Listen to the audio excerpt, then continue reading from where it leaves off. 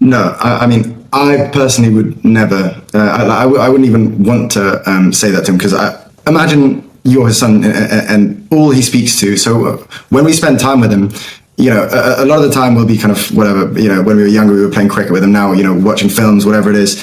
Half of the time, he's spent lecturing us on rule of law, justice in Pakistan, how the reasons why he got into politics.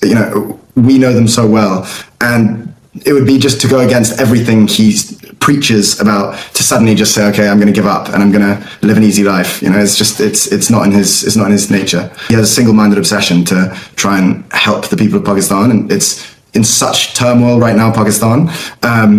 He's dedicated to it, and he's not going to give up. When he was offered the opportunity to go under house arrest to get out of jail, is the decision always made, or did he ever ask you, do you think I should accept the deal? Did he ever seek that advice from you guys, or do you know if he's actually asked anyone else in your family about this? I don't think he would ever. I just don't see him taking a deal like that, to save his skin. He's a very principled person, as I said. He's comfortable there as long as his mission is being fulfilled, and I don't think he'll just take a deal while other people are sitting in cells on his behalf, his supporters, I don't see him, running off to his house where he's in pseudo prison.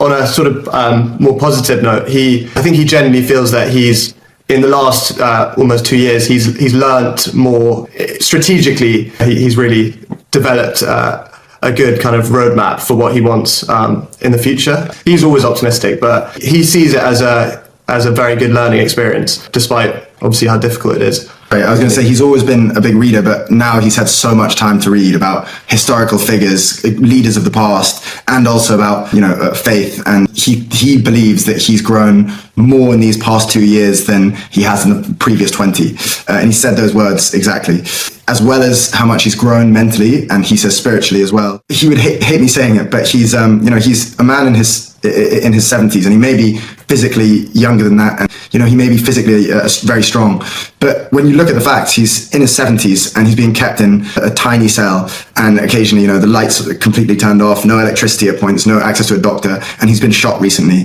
3 times. It's completely inhumane.